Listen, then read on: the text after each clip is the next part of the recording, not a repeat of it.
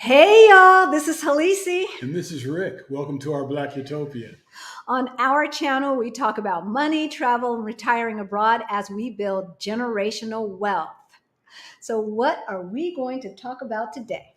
We are going to take you to Sevilla, Spain, to meet the AG3 family. That's They even right. got their own song. They do have their own song. It's so cute. So, you're going to have to check out. We've got AG3 Family's link in the comments right now. If you are watching from the future, hey, let us know where you're watching from. But first, if you're new to our channel, let me tell you, Rick and I, 6 years ago, as we were getting close to retirement age, got a wake up call. We looked at our finances and they looked crazy. Yeah, a little crazy. Yeah, a little crazy. They look piddly, as a A matter of little fact. crazy. But we got our act together, and within 3 years, we went from negative 22,000 to over 800,000 in net worth. And you, my friend, can do the same thing. Yes, you can. First, though, we want to thank you so much. We hit over 1,000 subscribers, as you know. Yes. Thank you, thank you, Thank thank you. you. And now we have Super Chat. And we just want to tell you all of the money from Super Thanks, Super Chat, and Super Stickers are going to our scholarship fund so that if someone wants to take Beyond the Bling or one of our challenges to get their money straight and they don't have the money yet, we're going to let the community help pay for that so that they can create their Yes. own utopia. Yes, spread it. Right? We're spreading it. Yes. Oh, our son is on. Hey, Jabari.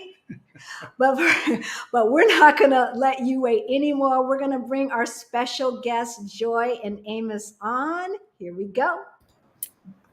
Hey there, Hey. Oh, Hola. hola. Buenas tardes. How's everyone? Buenas tardes. Is buenas, yeah, still buenas tardes here as well in Mexico. Yes. Cool, yes. Yes. So we've got some of our lovely people online. We've got our family online, and more are joining. So let us know where you're logging in from. I see now. I know Venus and Greta, y'all logging in from New York. I remember. I said I was going to start trying to remember. So let us know where you're logging in from.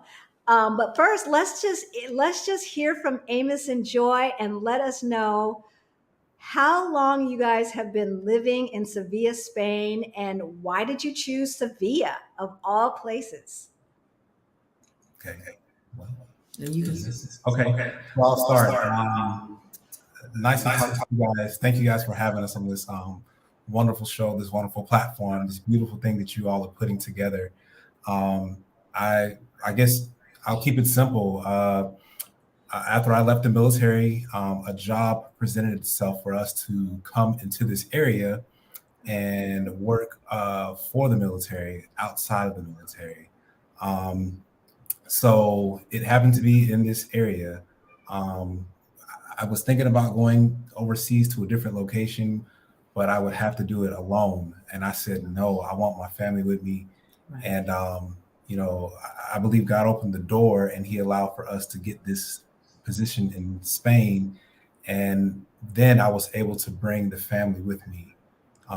So that was a blessing, and they are here. We have been here going on 4 years in August. So in a couple of weeks, it'll be 4 years total. We've been here, thriving in Spain, and what a journey it's been. It's a lot we can say, but that is the gist of the story. The job brought us here, and we brought the family here. But you specifically looked for a job that was abroad? Yes. We lived abroad before, serving in the military, lived in different countries. So we knew what it was like to experience different cultures, to learn about different cultures, and to try new things. And so that concept was not foreign to us. So leaving the military, we kind of wanted something similar to that. Right. A world experience where we can see different things. We knew what the States was like, growing up there and, just traveling around there. But we knew what the world has to offer. So we really wanted to see what else was out there. It's a big world. It's a big world. And you know, a lot of people would like to do that, would like to think or have the, to venture out and see what the world is like, but they're scared. Right. It's true. They're scared to leave the United States because that's what they're used to. Yes. Your feelings, your thoughts on how does it feel to be out and away from this country? Mm. Yeah. Well, What are your actually, thoughts on that? because we have fresh feelings that we can compare because we just got back from the States. We took a vacation there. The family hasn't been back for 4 years. Right. Yeah, we're going on 4 years now. So, the pandemic happened and all that. And, we weren't able to go sooner. But so we just, actually, we're still recovering with jet lag, honestly. It's true. But we have fresh comparisons to the States, to how it is being here. And, I think people just have to have an open mind because we really saw the things that we missed, but we do understand the cultural differences. And for us, I guess living here has really helped us take a step back, Mm-hmm. and to see that, America's got everything. We've got umpteen choices of whatever you want, and you can eat here, you can go there, you can do whatever you want. You have the world to your fingertips in America, but here it's allowed us to take a step back. And, we hope that us, trying to help people with our channel allows you to see, hey, sometimes you need that change of pace to really enjoy your family, really understand yourself, really understand that you had it good, but there's a big world out there. It's good to learn of other cultures because they could actually teach you different things. Right. They taught us so much, just living abroad, living here. So, I mean, there's millions of reasons we can go on, but that was a good point I wanted to make. Lots of choices in the United States, but muy caro. Muy caro. Very expensive. That's it. Absolutely. Right. So let's take a second and recognize some folks who have joined us. Hi, son. This is the first time. We love you. Yes. Hey, Auntie Trey from Atlanta. Atlanta's in the house. Ooh. Chandra, I haven't seen you in a little bit in the live. So, hi, Mom. I love it. Our Exodus Life from Florida. I love it. Yes, that's where we're from. So whoop whoop. Okay. All right, all right. And then my son's godmother. Hey, Tanya. Good morning, good morning, good Aw. morning. Yeah, Auntie Tracy, she said whoop whoop too. There you go. Wait, is that an Atlanta thing? Or no, she's from Atlanta, but it's funny that she said whoop whoop and you did too. Okay, so I'm getting stuff mixed up. Kimberly, good afternoon, everyone. I'm looking forward to the conversation. Yes, if you have a question, folks, put a Q in front of it. And then that way I can, because I know you guys like to help each other out in the chat. And if somebody asks a question and there's somebody in there who has the answer, y'all will help each other out, which we love. Yes. But if you've got a question for Amos and Joy or for us, put a Q in front of it. And then that way we'll know that y'all are just not talking amongst each other. Chicago, is it hot? So where were you guys in the States? Did you guys go to Florida? Yes. We were in Florida the whole time. We're both he's from Central Florida and I'm from South Florida. So we spent the entire time, visiting family in both areas. Okay. Hot and humid? Very much. Very much. Get the execution. I mean, I think that, here it's very dry heat, but Florida always has that humidity that kind of surprised me. I remembered it, but I think it hit me the night we were there. I had to go pick up my brother from the airport, and it was foggy, and it was like 11:30 at night. Wow. And I'm not used to seeing that, and I was like, "Why is it so foggy?" It was just humidity is super high. So wow. See, that's how it was in Cancun, and it's not. It's humid in Puerto Vallarta where we are, but Cancun was on another level. Yeah. It was on another level. DMV, that is the Washington, D.C. area, I believe. It is. yeah, Hey, Greta from New Hey, York. Greta. Good to see you. Good to see you. So some of these folks are on every single week, and we just appreciate Love y'all you. so much. Hey, Lydia from Ohio. Whoa. Yes. So Rick is born in Ohio. Okay. I'm Yeah, little small city, if you want to call it a city. a town. Town. I've been to Ohio twice. Oh, we got North Carolina in the house. Okay. Mhm. God will always do it. Always, Clubhouse always, for always. women. Okay, we got Indiana. Indiana in the house, Nika and Tracy. Yep. Hey, Professor LCH. Is it going to show? There we go. There we go. All right. 99 degrees in New York right now. Oh, Oof. oh. Mm. I see, I'm not feeling it. How hot was it today? It's been in the 3 digits. 111 today. So you guys are there on a 111? Yes. She didn't hear it at first. Yeah. And 14. what is that in Celsius? What is that? 47, 46, something like that. Don't ask me, honey. He's better with the conversion than I am. 46-ish, I think. Oh, Okay, so that's like Arizona. It's probably not as dry as Arizona, though. Is it as dry as Arizona? It is dry. It's I very would say dry. so. Yeah. Yeah, for sure. Because people from back east say California is dry, and it is, but we're from Denver, Right. Okay. where there's usually zero humidity. So when we would go back to California, Southern California in the summertime, to me it felt like a wall of humidity. Mm. But if you're from Florida, it's like this ain't humid. yeah, this is Right. It's humid. So it's all relative. So you Right. guys are there on a work visa, yes? Exactly. Are you considering residency visa, or are you still up in the air about where you want to live long term? What y'all thinking? That is a very good question. It's very like It's fresh. multiple. Yeah, it's like a multiple answer question. But we are on a working visa, and we would like to work towards getting residency here. But in order to do that, we would have to switch our working visa, which is your passport. So that would be us basically, we know exactly what we need to do, but it would be basically us having to basically leave the job first before. And there's no rush to do that. Right. It'll happen whenever in perfect timing, I feel like. So there's no time, like if you work there for so long that you automatically can switch over to a different type visa?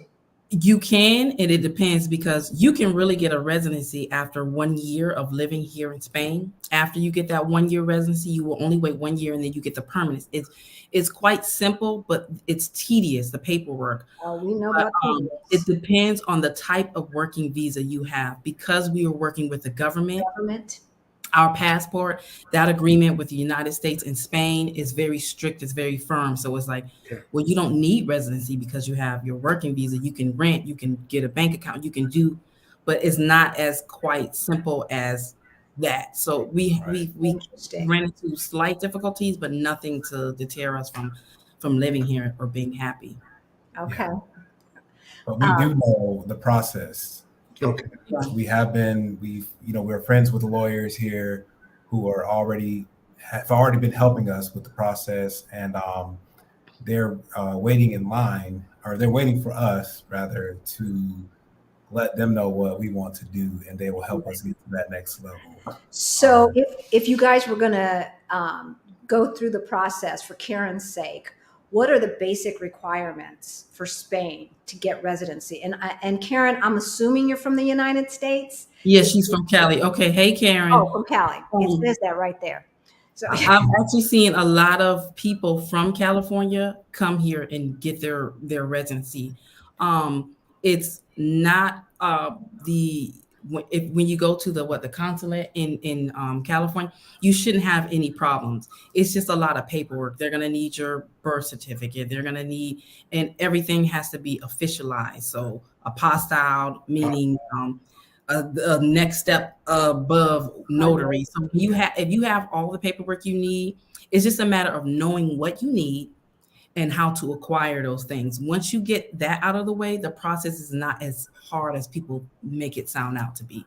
So Karen, you should be good if you have everything you need.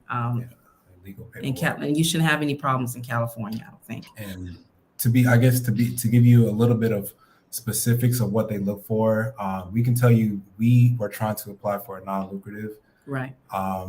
Which means that we do not have to rely on the Spanish government to support us because we have our own income. Right. We make enough over a certain threshold to provide you proof that we make that, and they will ask for that. They have, and we've given them those documents. And that's the kind of visa we are trying to acquire, is to not have to really be relying on the government at all. We have our own income, however it comes in. We can prove that. And I think that is a big visa that a lot of people get here that we know about. Right. Especially if you're American or from the UK or something like that, a different country. You're trying to live here without relying on the Spanish government. If you want to work here, you have to get a job, of course. And there's one for entrepreneurship as well. But everything they're going to want proof. That's I got a job. Well, show me you can do something. Do you know what the financial threshold is? Like it depends on you're coming in and saying on your own income, like you're making money online or whatever, how much money do you have to make? And do you have to have a certain amount of money in the bank already? Do you know? You don't have to have a certain amount in the bank. They just want to know how much you make monthly or what so for a single home person, if you make about, I think the threshold is about $3,500 US dollars. I think I have it written down here. We have it. I think it depends on the amount of people that are applying. Do you have a family? Like she said, are you single?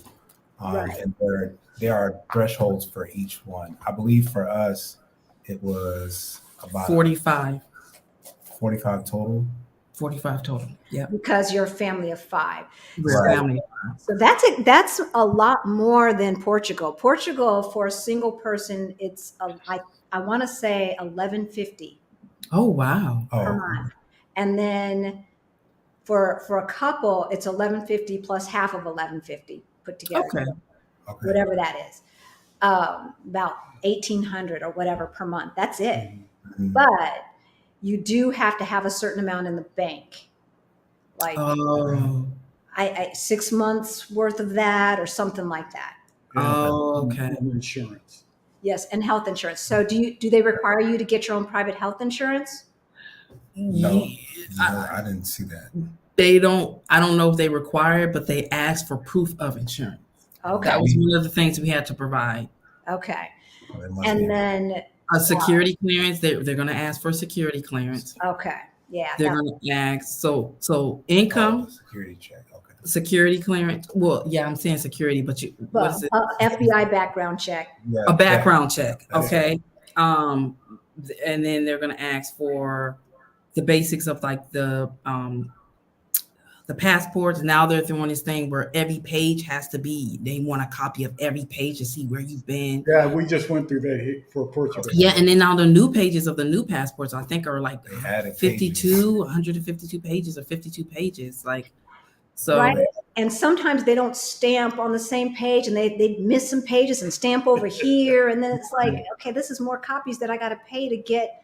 Well, they didn't ask for it to be apostilled. It just needed to be notarized. Thankfully, but it's some hoops. Yeah, it is. And there are different types of, like he mentioned, there are different types of visas you can have. There are real estate visas, people who want to just buy property and have the funds to do it. You can do it. And then there are things that if you feel like, okay, well, I don't make that much to be able to afford that. There are still other options. You can find work here, or there's student visas that you can, so they're like a volunteer one too, or something. If you volunteer, nonprofit, that's true. Oh, okay. Okay. So there's a creative way to do it if Right. the finances are holding you back. For sure. Our Exodus Life. There's a few expats who speak about racism in Spain being worse than in the U.S. How is your experience there? 4 years tells me it's not so bad. Mhm. Okay, so this is a long-winded answer, but it's to me the best way to answer it. When you deal with racism is everywhere. Let's just be real. We as Black people, we deal with racism. Anywhere you go, you're probably going to deal with it. Now, we all know that there are levels of racism. You know, they're high level, low level, mediocre. It to me, race it you can't help whether a person is racism or not, or is racist or not, but you can handle how how you're treated by the way that you portray yourself, the way you portray your spirit, the way you portray your energy. So I feel like a lot of not only people of color, but some people, they come into another country kind of timid, like I don't know what to expect, how, you know, a little shy, a little scared, a little reserved, which is okay. That's perfectly normal. But I feel like the number one most important thing, we need to have the attitude and the spirit of I belong here. I have a right to be here, just like anyone else. And when you carry your head high, not arrogant, but just confident, I feel like that changes people's, even that racism, they'll fall back. You know what I mean? Because of your energy. So the racism that we've dealt with a little bit of racism because it's everywhere, but nothing in comparison to what we've dealt with in the United States. And we're from the South. But you know, to me, the ignorance here is I said it, the racism here is ignorance. There's simply just a lack of knowledge of diversity of other cultures here. And then that's what we're here. We're here to teach and we're here to learn as well. So Yeah. and our personal experience, because other people could have said they've had worse and horrible. No, nothing to the point where I said, let me leave or nothing like that. It's just, you know, ignorance, people not having a full spectrum of cultural awareness, I guess you could say. Yeah. So you feel safe. Absolutely. Absolutely. You Yes. feel safer there than you would think you'd feel in the United States. For sure. For sure. I mean, easily. I mean, we can say Yeah. that we've been Hands down. We've been to multiple cities. We traveled. We've been out late at night. We've, you know, knowing I had money on me and I didn't really know the area, but I heard about the area, and I know people who've been there, or you know, I know what the news says about areas like this. So we research before we go. So we have a general knowledge of where we go before we travel there, and I can honestly say we've been in some places that I didn't know what was going to happen. Honestly, I didn't know where we had pulled off on the side of the road to, and you know, but they were all safe moments. I've had people walk behind me, and you know, in the States, I kind of thought back in the States, like maybe I should not be walking down the street. Yeah. You know, I didn't really feel scared. I didn't really have nothing to worry about. And you know, like she said, we have never personally experienced anything that has been unsafe. Anybody that wanted to harm us or anything like that, or anything like that, we haven't experienced it. So And tell me, a lot of what happens here is petty theft. That's about it. Yeah. It's really and that's petty. everywhere, That's- every major city, right? So Right. when you're sitting at the cafe having your cappuccino, or maybe you're sitting at the cafe waiting for friends, did anybody call the police on you? Never. Never. When you guys have your picnics at the park, anybody call the police on you? Never. Never. While walking your pet, while just being Black where you are, did anybody call the police on you? No. Never. The worst we'll get is stares. Now they will stare. Oh yeah. But Yeah. now we know that the culture, Spain, It's they're intrigued. They it's out of curiosity. It's not out of like, What are you doing here? right. But some you will get that. And the thing with us is we can pick up, like, I feel like mostly people of color, we can literally, no words have to be exchanged. You can tell whether a person is racism, how they feel, that energy towards you. So I felt like that. What are they doing here? But it's nothing as far as that. you may get that. But if anything, my head is high and it's like, I'm here because I belong here, So That's right. Yeah, yeah, yeah. And I can take a dirty look or a stare any day of the week, but I don't want to be the police called on me for just existing. exactly. Right. Exactly. So Latanya Taylor, hey girl, how long did it take your family to adjust? And how old is your youngest? Let people know that too. And your oldest. Okay. All three if you want to. Okay. So we moved here in 2018. Our youngest, Abigail, was just shy of being 2. Like 2 weeks later, she became 2. So she was 2. Our middle child, Aaron, was 4, and our oldest son at the time was 8. So Abby is now about to be 6. Aaron is now 8, and Amari, our oldest, is now 12. Yeah. And so, the adjustment I think it's been good. We were very nervous coming in. I think me more so than her. I was very nervous because I knew that I was going to be working and I couldn't really be here throughout the day, all day, to like really watch their adjustment, help them go through it all. So that was tough for me to just go to work and, come home at the end of the day, asking them what happened, getting an update. But, they've superseded our expectations, the kids. They have integrated, they have merged. They have earned nicknames because they are so much like the kids here, but they're still their own as well. And that is the beauty of it. I'm glad and grateful that they've learned the language. They've learned the lifestyle of the kids on their age level. So yeah. I love it. They're good to go. They're good to progress each year going forward. Their schoolwork is good. Their grades are good. Okay. Is a blessing. And I don't think we could have asked for better as parents to see them thrive as much as they have. So it didn't take long for them to adjust at all, I would say. No, after that first year and a half, I'd say. I mean, I guess it depends on what specifically she meant by adjust.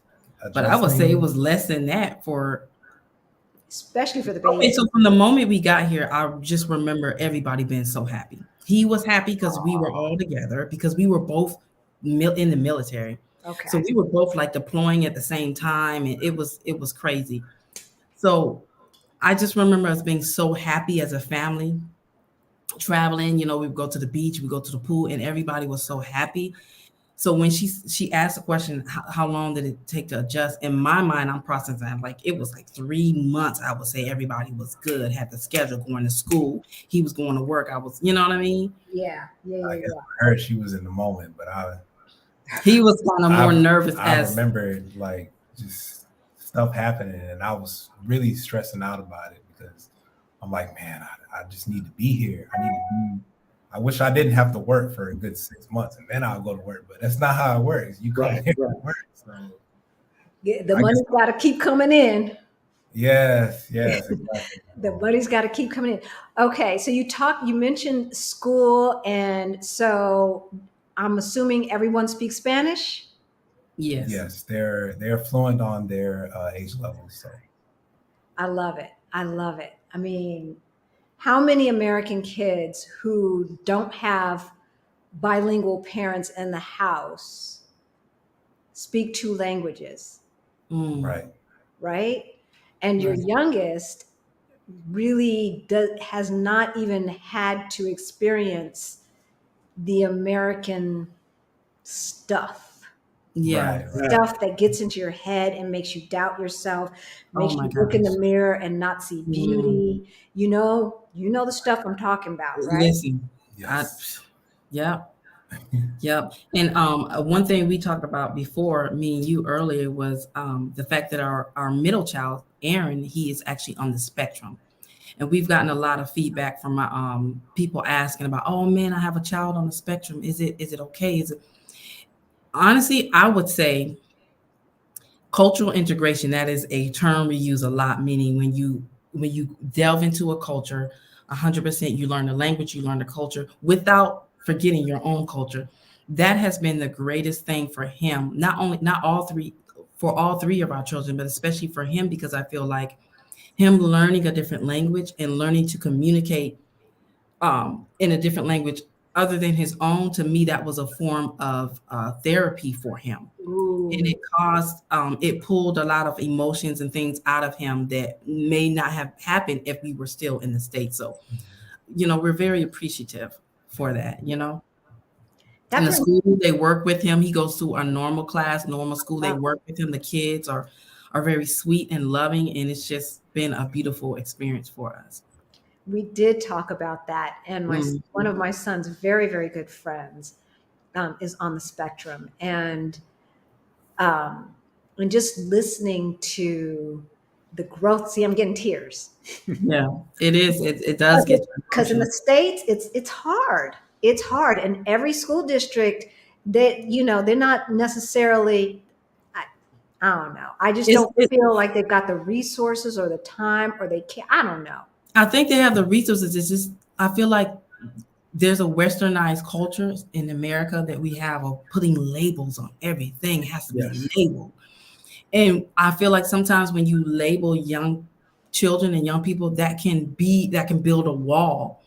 And here I feel like they don't label, he's different. We respect that, but we're going to put him in a normal class and treat him normal and make him adapt like he would have to do in the world. And so there's less labels here, and I feel like that's a benefit. I love it. Yeah, I love it. Let's recognize some folks who are in the chat. Show I know how to work this stuff. Kimberly, 79 degrees. That's like nice. That is nice. That is nice. Hey, D. Lewis, good to see you. Good to see you. Nubianet 63 now and 68 later. I'm not sure what you mean if you're talking about, I don't think you're talking about age, because I think you're pretty young. So if you're talking about temperatures, that's cool for wherever you are in the States. Right. Yeah. Right? Oh, Atlanta's not that bad either. Yeah, that's not bad. In the cubby. 89, humid. And yeah. At least the June gloom is gone. Because when we were there in May, the June gloom had started early. If you guys don't know, in Southern California in June, that fog, right? It's foggy. You can't go to the beach until like 1 o'clock. And that mixed with the pollution, the sky is like, Wow. Don't so Kimberly thinks that's $3,500 a month is reasonable. I mean, yeah. So what are we talking about? $40,000 a year? No, this is, well, yeah. Is that a little less than maybe that? A little less. Somewhere in there. Math's not my thing. Abby, it's okay if you can't find it. Because we were 45 for a family. So for a single person, it's probably less. Well above the threshold. Yeah. And so we will get the exact numbers and we'll put it in the description after this. For all the folks who are watching in the future. Hey, from the future. We're getting eaten up by mosquitoes. That's when I'm swatting. These mosquitoes, just in case you saw me do this and this. These mosquitoes are no joke. I killed 4 this morning alone, and I just get eaten alive. They have no shame. No shame. Yeah, we know about the mosquitoes. Oh, wait a minute. We've got a fan here. I read your book on my flight to Madrid in February, and it gave me a new perspective since this was my second visit to Madrid. It's nice to see your interview. So this looks like St. Croix lover number 1. Wow. Thank you so much. That's so encouraging. Yes. And as a matter of fact, if you want to get a link to where they can get the book, put that in the private chat. I will put that in the description as well as in the chat. So, question from Nika and Tracy. What is your interaction with the locals like? Do you blend easily, or do merchants or locals try to upcharge you on everything? Do they that is great. The gringo pricing? That is a great question.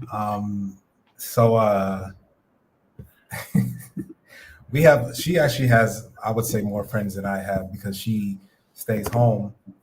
So she has developed a great relationship with a nice group of women here who support her, love her, and they like to go out often.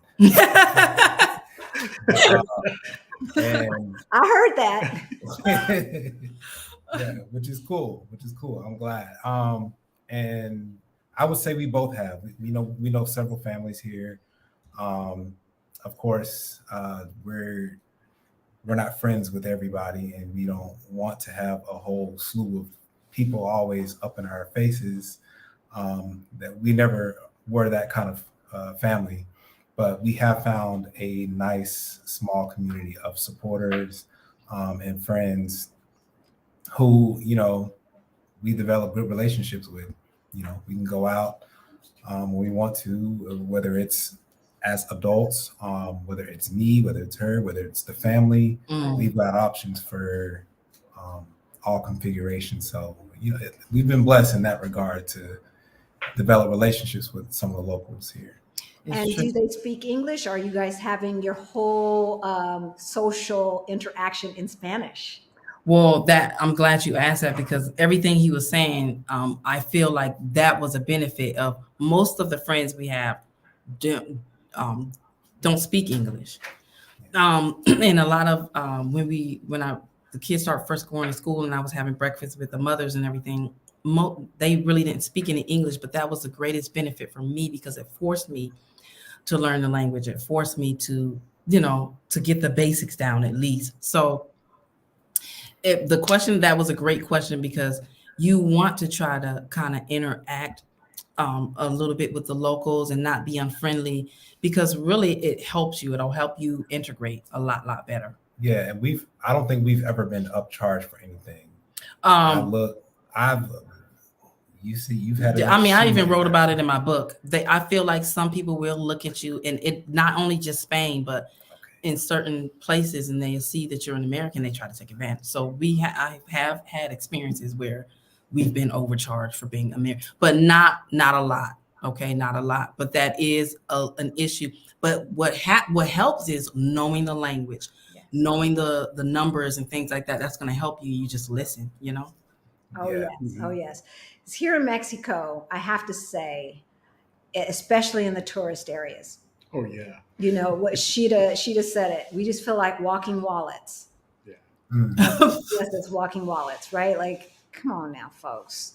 Right. Yeah. Don't do me like that. How did your children adjust? And if not too personal, what are their ages? So we just talked about that, Karen. So you got your answer. Yay. The confidence. That's it. You do. You have to have it. Yeah. You have to have it. And that's anywhere you go in the world, you just have to have that because Right. Yeah. Yep.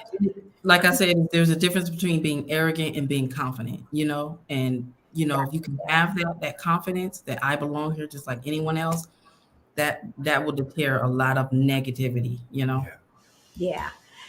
There, and it's interesting about talking about racism in Spain. To say your experience with racism in Spain is better compared to South Florida says a lot. Yeah. And did you spend time both in South and Central Florida? Because those are very different cultures. Yeah, and actually, we used to live in North Florida, which is to me one of the most beautiful parts of Florida. Like But Tallahassee? North Florida is even more racist than South and Central Florida. Oh yeah, like Tallahassee area. No, like the Panhandle, like Panama. Okay, Panama City. Okay, Port Beach, Destin. Yeah. That's Alabama. Yeah, it is. It's true. Right, that's Alabama. The one thing that stood out to me when we were there, and we have not been to Sevilla, but we saw it mostly in Barcelona, were that the African immigrant community did not seem as integrated into the economic system, into the mainstream economic system, as like we've seen in Lisbon. It seemed like, I think that's a country thing here, because we don't see that a lot in the South either. Right. Because even in the States, like there are doctors from so many different countries in Africa, you know what I mean, and lawyers and things like that. But we don't see that a lot here in Spain. We've seen a few entertainers, like singers, and football players, but so that is a good point, honestly. Yeah. They, you know, I think that's cultural too, but Madrid, there's a smaller community, but probably not as big as Lisbon. Right. Lisbon, it's huge.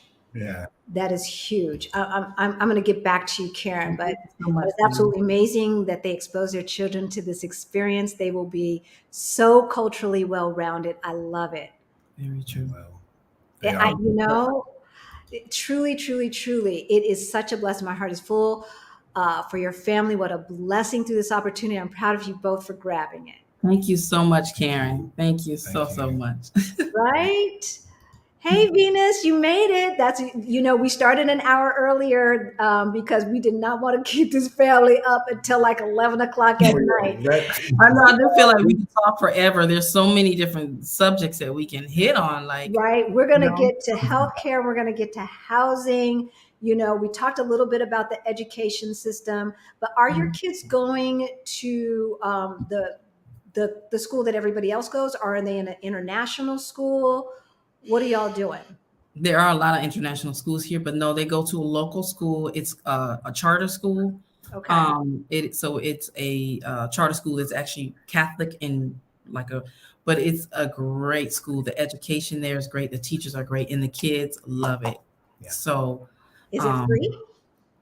Yes. It is. It's free. Yes, free. The only thing we pay for is the uniform. So, yep. Okay. Great education. Yeah. And I know we kind of answered this question about the community. Greta is giving us some math lessons. Well, to answer the question about the community, there is a family community we found. It's called Bliss, Black Ladies in Sevilla, Spain. And it's sex ladies, but we've had so many different events that we've had with them. So there are different, wherever you want to go, wherever you want to travel, Mexico, Portugal, Spain, look up, there are little groups that you can find on Facebook or, on the internet who are supportive and are other expats like you or other travelers who you can find them. They're out there. And yes, we found some, and they're beautiful connections that we've made through them. It makes for a softer landing. I would say when we were in Lisbon, Black in Portugal is the Facebook group. There's also POCs in Portugal, and then there's some just generic Portugal Facebook groups. But Black in Portugal specifically because they do every month they have events, and so shout out to the ladies who are running it because they are on top of it and creating such a great community. So we went to their karaoke night. Good time. Yes, and the Juneteenth event. Juneteenth picnic. Very nice. Right? But the karaoke night was a first, and this was like in the first week and a half that we were there. And so then we had friends who were in the same boat. One of the sets of friends that we interviewed last week, they're in the process of buying a home down in the southern part of Portugal. And they're like, look, if you guys don't find an apartment, let us know. We'll do whatever we can to let you rent our place down in the southern part of Portugal. That's and awesome. Just that. Come on now. That's the thing I love about this is all the different people that you meet. And like-minded and just willing to give a hand to show you the way or just to help. Yeah. That's it. Yeah. That's right? it. I think, because I always say, where were all these cool people when we were in the States? Yeah. Where were they? I think one of the things that is a blessing about the States is also a curse. And that is that chop, chop, chop, go get it. You can sleep when you die. Hustle and grind.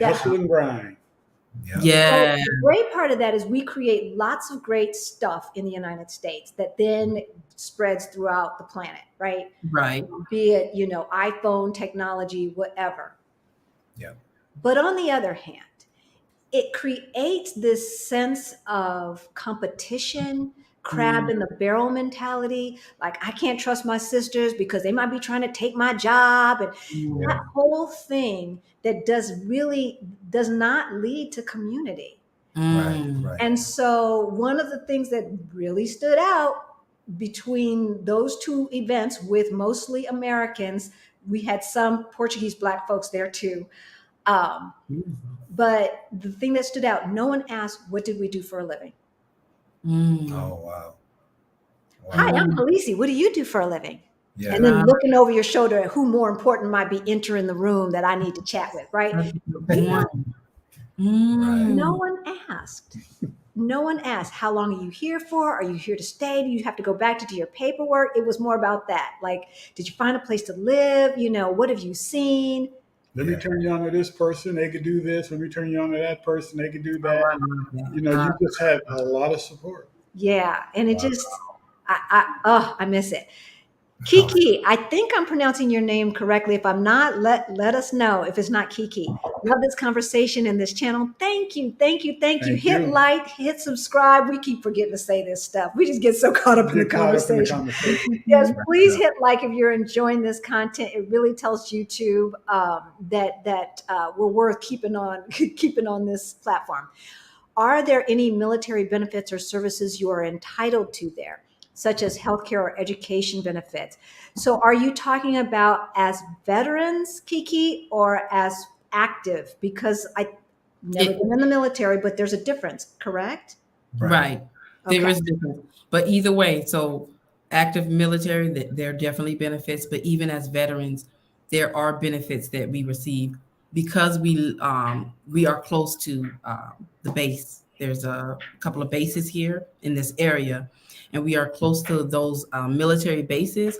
So we are able to receive certain benefits on and off the base. As far as healthcare, not really. We have to get our own healthcare. But I'm sure as a veteran, if there's an emergency or something like that, we would be taken care of. Yeah, veterans have an international program for medical insurance, but it only covers certain things like I think emergencies or something like that. It's not like a generalized healthcare system if you're living abroad, because there's no real VA facilities here. But like she said, we're close to a base, so if we're in a situation, we could access it as veterans if we weren't here on working visas. Right. Since we're working on the base, we kind of have the access. But yes, as a veteran, you know, and if you're a veteran receiving disability compensation, that's even better. You have something in your pocket that you can consider possibly living abroad. If maybe that's something you never considered, think about it. Look at what you're getting, and then look at, you know, the economy of where you want to go. There's a possibility you may be able to slide yourself right into somewhere and, you know, find you a new temporary home or maybe a permanent home or just a way to get out, you know. So I think that's one thing I wanted to mention about to the veterans out there, because some of them haven't really considered doing anything like that. So, which is interesting that you said we're going to talk about healthcare now since you guys brought it up. But one of the things that I was talking to Joy about,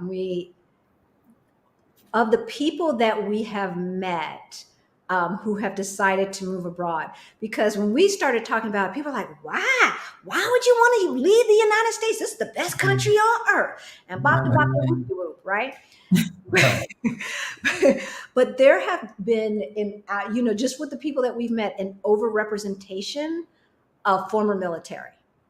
And I'm thinking it's because you guys got sent out into the world and you know what it's like. Expanded. You see it differently.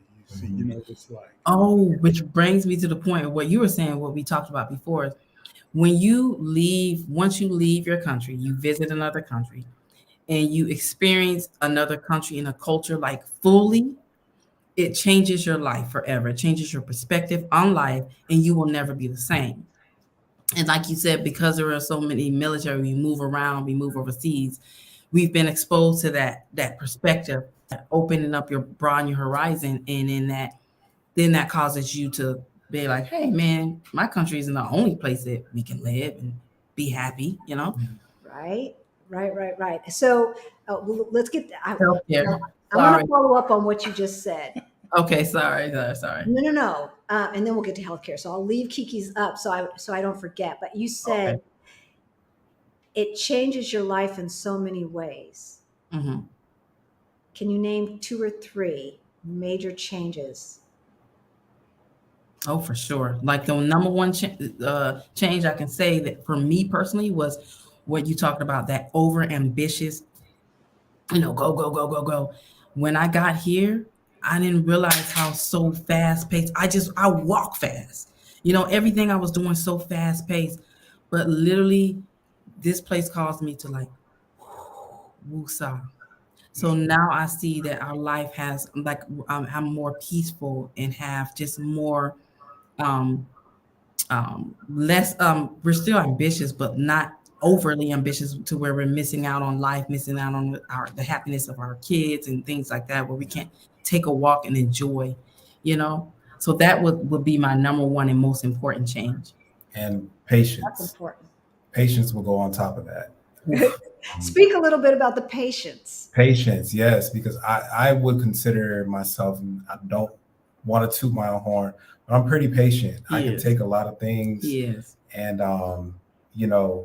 I feel like that's something that I've just been blessed to have. But then coming here, trying to get certain things done, and just realizing that culturally speaking, it may not be in the time that you wanted to get done.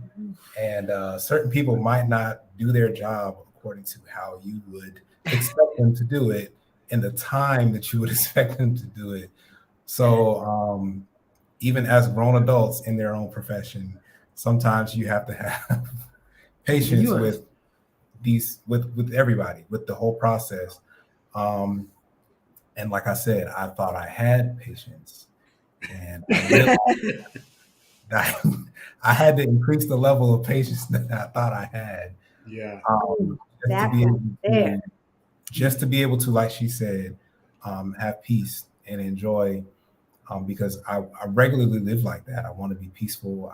I try to make sure we're in peaceful situations, but having patience, man, we had to gain a whole new level of patience here. But it has been to our benefit. It really has, because like she said, learning a different culture, you have to know that sometimes you might be doing things just a little too fast. Yeah.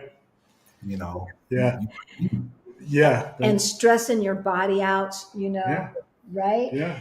So we got to tell you, we got a contract for an apartment in Lisbon, y'all. Yes. Oh, awesome. Came through. Yes. Okay, speaking of patience, because this woman probably thinks I'm crazy. Okay. And then I had to think about, I was reading the WhatsApp text going back and forth, and she's like, I said it was going to happen. And, and I'm thinking, yes, but it didn't, how long does it take? And we should have had, Right. Yeah. And she went on vacation. She went on holiday. Right. And you know how people in Europe go on holiday. Oh my gosh. Stay for 2 days. Yeah. See, ain't nobody in a rush but us. Right. Right. Nobody in a rush but us. It's true. And once the contract was in hand, and I just talking about patience, she said she was going to do it. She said, I agree with the terms. She said her daughter was making sure that all the language that the immigration people need to be in the contract was in the contract, and needed to do some research. She said all of that. Yeah. But what's taking so long? Yeah. What's taking so long? Because and now that we have it, I was like, okay, Halisa, you're being so American. Have you been out of Portugal so long? Because we're in Mexico, same thing. Right. Even the Uber driver's like, relax. You're in Mexico, really? I was like looking for some change for a tip or whatever. He's like, take your time. This is Mexico. Right. Yes. Right? So Ain't nobody in a rush but us. If you need things to happen, chop. Yeah. you might want to stick to Germany, maybe Switzerland, the German Swiss part of don't come to these southern places thinking it's going to be chop, chop, chop. It ain't gonna be chop, chop, chop. Right. So let's talk about, have you guys had to experience either just going to the doctor there, the hospitals there? Because in America, we are told we have the best healthcare system on the planet. Let's talk about healthcare in Spain. Okay. Honey. Okay, so I would definitely give kudos to the healthcare system here in Spain. I don't know about, and it seems to me it trickles over to the entire continent of Europe, because I see a lot of Europeans come in, and they have a really great health system. When I say, as far as the doctors, as far as their care that they put towards the patients, not that I'm saying they don't do that in the United States, but to me, the healthcare system is based off of money. These doctors, these facilities get money. And for here in Spain, I would personally say that, when you get the bill of, or look at the bill of the dentist, or just getting an an MRI, Right. These things are not overpriced. They're priced, to me, at a price they should be priced at. You know what I mean? So just looking at the differences in prices of how much a basic checkup would cost is just, I would say it's a blessing here. Yeah. So But can you give us some examples, like some prices? Because I know the American prices. okay, Your sister went to the dentist. right, okay. For a cleaning, let's say you want to go to the dentist to get a basic cleaning, blah blah blah. No insurance. No insurance. You're paying out of pocket. 100 euro maybe. Okay. And I don't know about a cleaning because I haven't gotten that, but I do know, like, if you have a cavity and you have no insurance, you're paying hundreds. Mm-hmm. Hundreds. But then again, no, I do know. So when I had to have a deep cleaning, and my mouth, I don't like pain, y'all. Yeah. My dentist laughs at me in the States because if I usually don't have to have a deep cleaning anymore, but the one time I did, I was like, okay, I need the laughing gas type stuff. Right. I had to pay $185 with insurance. Oh, with insurance. With employer-based insurance, not ACA insurance. Right. So yeah. And what about like a basic checkup? I don't want to give you a number because I don't want to be wrong, but I don't even know. I think, well, I've heard somebody who has gone to the doctor for an issue that they had, and they just wanted the doctor to look at it. And they paid 50 euro just to have the doctor consultation, just to have the doctor look, and they actually had the issue fixed in the office while they were there. Wow. Okay. At no additional charge. So I guess what the doctor might have said was, hey, you pay me the 50 euro, but what you have, I can just treat it right here, and it's not even a big deal. That's someone that I knew personally who just had to go, to have a visit to the doctor, and it wasn't urgent, but the doctor was able to, do it with no additional fees charged. But we've had care. We've had, personally, we've both had some things done here, and no major procedures, just minor things. But I would say the care that we received throughout those things, those visits were great. I didn't really have anybody who act like they, were just trying to get me to come back. They really cared about our health. They really took good care of us while we were there. And we felt like how we should feel going to the doctor, honestly. It's true. To put it simple. It didn't break the bank or anything like that. Not at all. No. An MRI, if you need an MRI with employer-based insurance, you're paying hundreds. Oh, yeah. Or you're paying for the whole thing if you've got that deductible type thing, right? Until your deductible is met, right? So it could be $800. Mm-hmm. Seriously. I remember when my son needed a physical prior to going to college, and it had not yet been a total year since the last time. So you could. right? And so the doctor was saying, we're not sure if the insurance is going to cover it because it's only been, 11 months and, 10 days since the last one. And I'm like, but he's about to leave and they're not going to let him in without this $295 it was going to cost me out of pocket. Thankfully, ACA had just passed. And so, when they called, they're like, oh yeah, we're covering all preventative now. And so we got it with no money out of pocket. But $295 just to check his vitals and do a blood test. Are you kidding me right now? Right. Yeah. Which makes me think about what I will say. Another thing is, if you come, it depends on how you come. So if you come here on residency, after that year, once you get permanent residency here in Spain, you are completely open to have Spanish healthcare. And Spanish healthcare is completely free.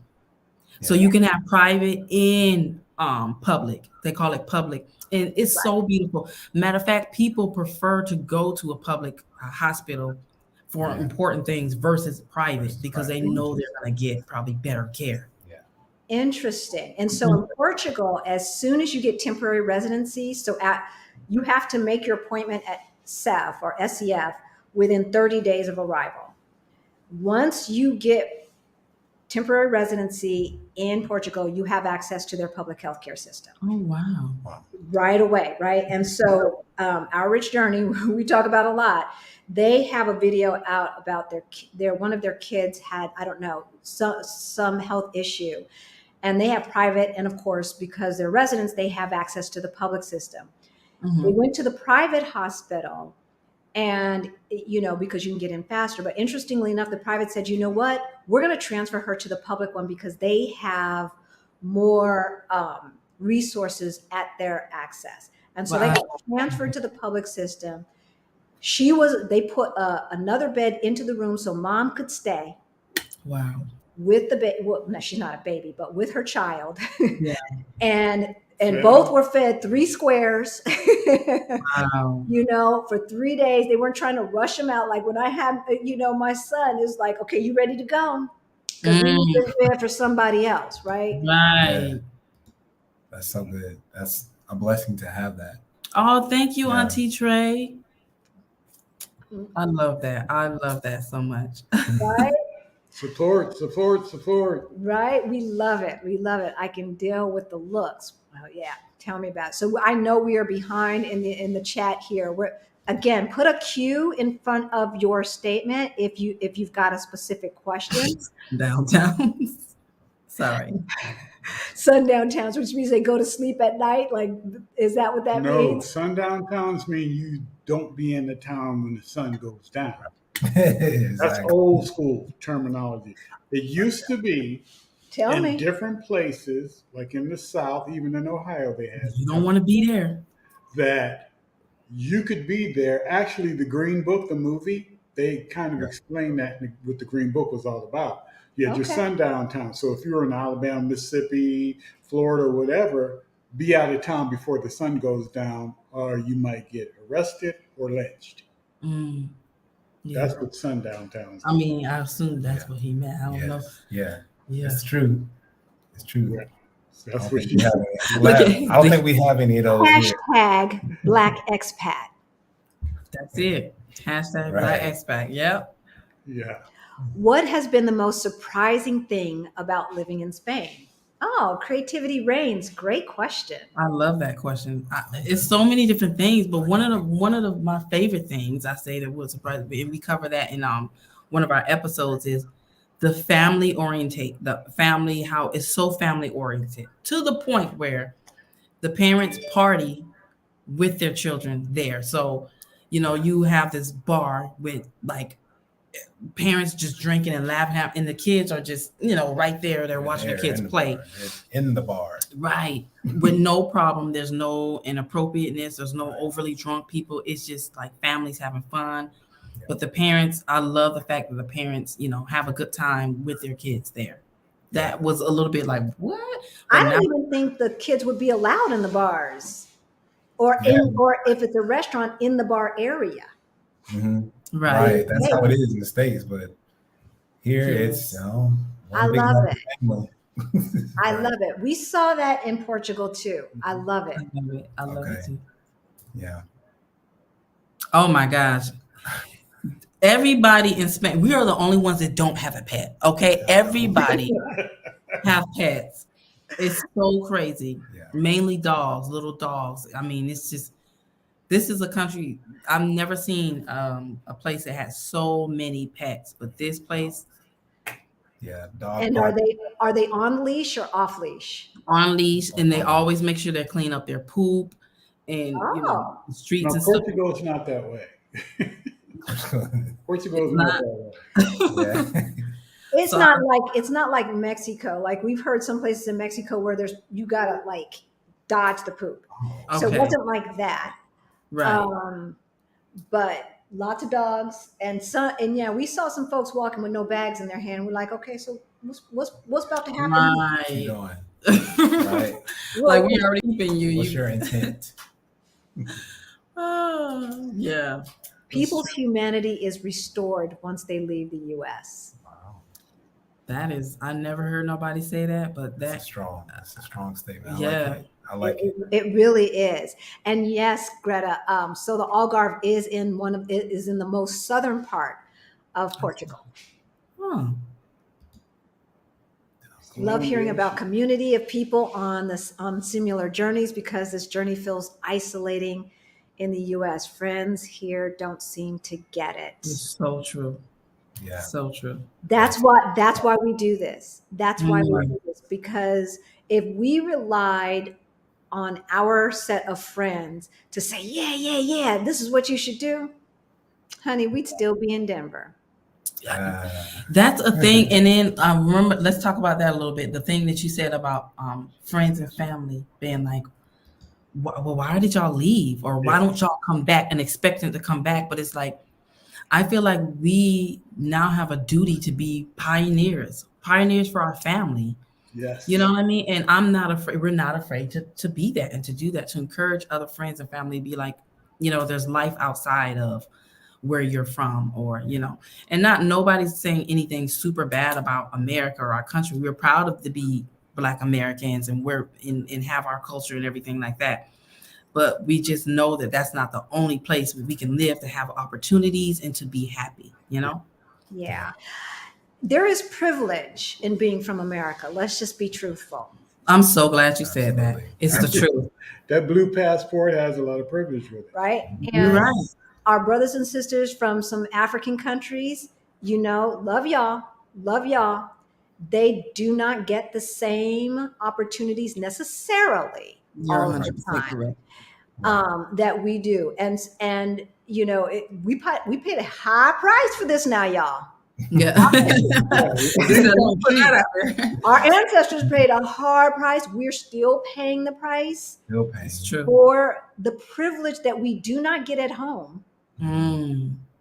That's It's for true. sure. You're That is- 100%. We have to leave home it's like, oh, this is what these white folks been fighting for. Oh, we get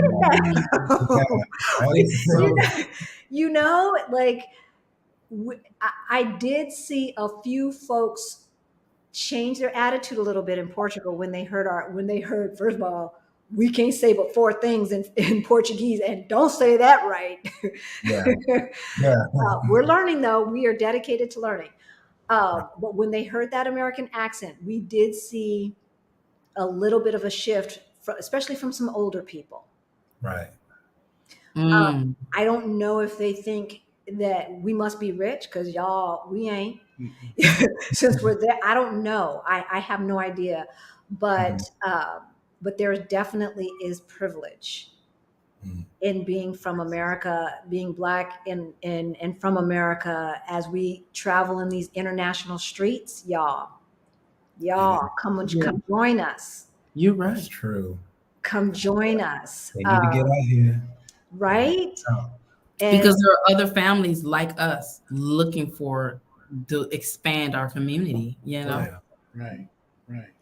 Are there U.S.-based stores? I need Whole Foods and Target. Auntie Trey.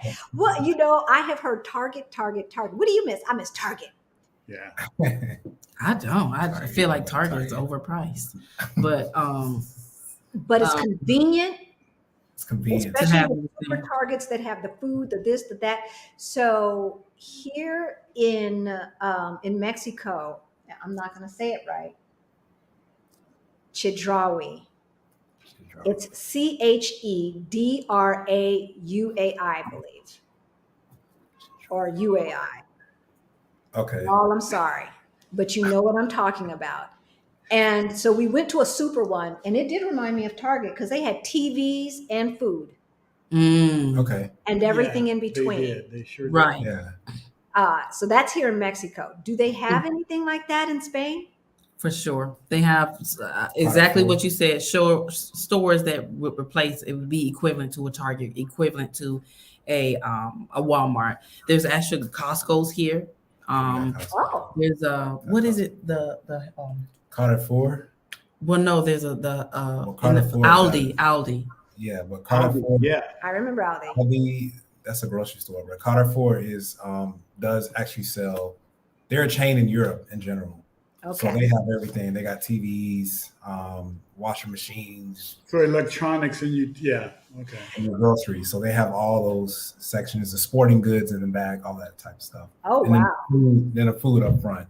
Okay. Okay. So Yeah, there are plenty of stores. And what's the name of the store? Say it again. Carrefour, it's Carreffour. I think it's how you spell. Okay. Carrefour. But, Okay. yeah, And in Portugal, they have Continente. Do they have Continente there? Well, you don't pronounce the last E. Continent. No, I've never heard of that. you said it right the first time, but no, I haven't heard. Not of in that. Portugal. They don't say everything. They don't Oh, no. say- Like they chop off the end. I was pronouncing things the way you would pronounce it in Spanish, and they're like, "Huh?" They didn't understand. Unfortunately, Yeah. And we haven't gone to one, but apparently our viewers let us know that they have a variety of things. So you can get electronics and this and that, plus food and clothing, and all of that in Portugal. So do they have Lidl there? Yes. Right, they do. Yes. It's very popular here. Right. I'm surprised Greta hasn't asked. Can you find grape jelly? That is so funny. It's such a funny. Man, they have jelly here, but is there any grape flavor? I don't know. I don't think I've ever seen grape jelly. I downtown don't anywhere. either. Different flavors like raspberry and It's usually like fruit. Preserves. Yeah, Not preserves. jelly. But even if it's grape preserves or grape jam, I don't think you can make preserves out of grapes. Can't you? Without adding a lot of sugar. He said he's like the preserves that they use are not legal here in Europe. It's probably true. Honestly, I lost so much weight. I wasn't even really trying, but I lost so much weight coming here because just the quality of the food is completely different, Yes, I'm loving this discussion. I'm thinking about expatting to Mexico or Belize. Yes. And conversations like this really does help. Thank you, Trini. I don't know if it's Trini or Trini. I'm going to say Trinity. There's a whole big world out there, and Mexican residency is super duper easy. First of all, because there's consulates everywhere. Oh, wow. Secondly, because you don't have to go to the consulate that you are assigned to or in the state you live. So if you live in a state where they're acting a fool like they do in Miami-Dade, you can go to another one. We know folks who have made appointments in 3 different areas. Mm-hmm. Denver, they're sweet as punch. Denver was. They're easy peasy. They were sweet. I was speaking my Spanish. They're like, baby, we'll speak to you in English. Yeah, we want to leave sometime. We can understand what you're saying, but so, Mexico's easy, and there's no requirement to stay once you get your residency. So we have permanent residency. We could have left the next day, but why? Yeah, we don't. Right. So yes, definitely patience. We've got lots of congrats. This must be about our apartment. Y'all know Yes. I was stressing and probably stressing her out. She probably was like, okay, y'all. He's like, I'm getting all the bulk of the stress. But that taught a lesson to you. Now you know to just, and it took. And I'm sure God was saying, girl, didn't I say I got you? Right. Told you. Didn't I say I got you? Yeah. Yeah, I know, but I'm supposed to do what I'm supposed to do. Right. That works, right? So that means I gotta work it. It's so funny. You're laughing, but I feel like I'm the same way like that. I'm just like you. So, all that pressure will subside in time. We need to start practicing taking it slower. Well, and it didn't help. We are trying to do certain types of paperwork in a foreign country.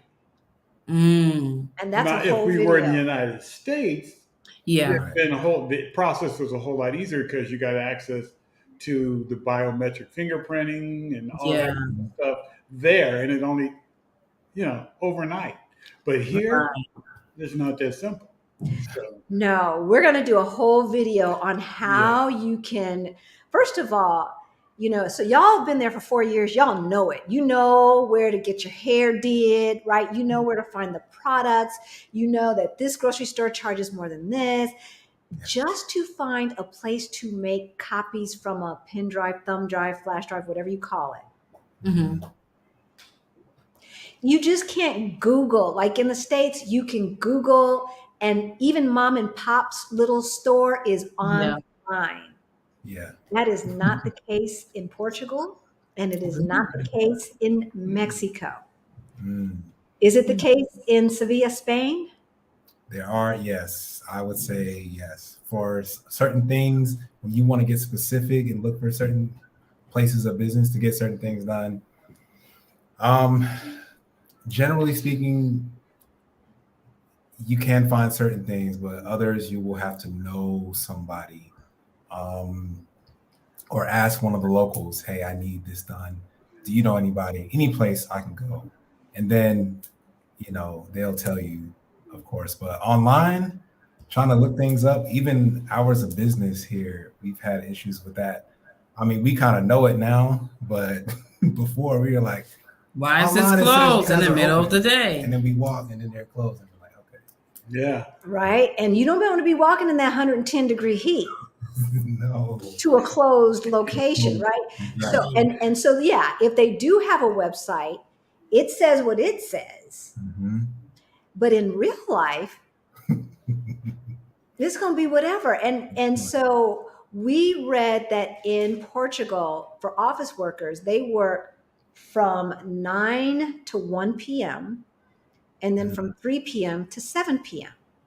Okay. So a lot of the restaurants that only open for dinner open at 7:30. Okay. Meanwhile, it's 5 o'clock and we hungry. Right. It is similar here. Yeah, 8:30 for dinner here. 8:30. See? Here than 8:30. That's it. And like that in Barcelona and Madrid. But we were on vacation. Yeah, you're on vacation. So we were living in Portugal, so that was a different story. And so landlord lady, she's like, "What's happened to me?" And I'm thinking, "What time is it there? Ain't you supposed to be in bed?" She probably just got back from dinner, having drinks. Right. Yeah. That's it. It's true. See, I've known LaTanya Taylor since we were 10 years old. Oh wow. 10 years old. See, and she and talk about faith. My girl has faith, and I should have been calling you. And so we can have some prayer sessions up around here is what I should. Yes, honey, because that is important. That is very, very important to have that faith base. Really, seriously. So in essence, you're paying the cost of a copay fee for the office visit, right? Exactly. Jacked up, isn't it? Yeah. Exactly. Back to healthcare. Yeah, because our copay was like $35, $40. Mm-hmm. $50 if it were a specialist. Wow.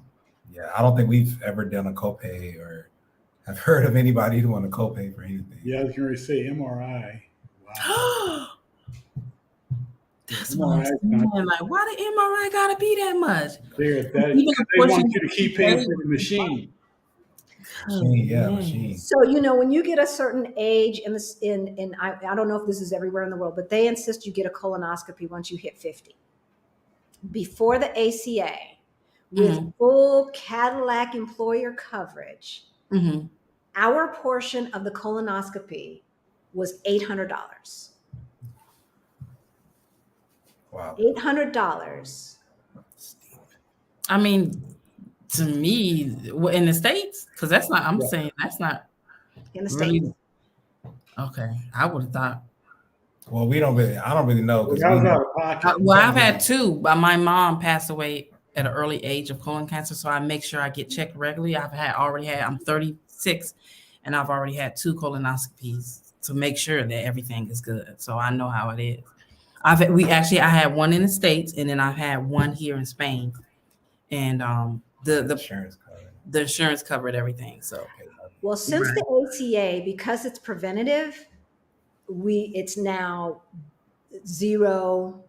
Sometimes, but see this, how they do in the States. But the doctor's going to charge one thing. Yes. The facility's going to charge another thing, and then the lab is going to charge something else, and you're getting all these bills. Yeah. What are we doing here? A la carte. Right? It's just, can we get some transparency? Can I call and at least you tell me what it's going to be in advance, and I can see whether I want to use your facility or not? Because there's a lot in network, and I want to call around to get a price. I have yet to be able to do that. Because they're not going to be able to give you this. Right.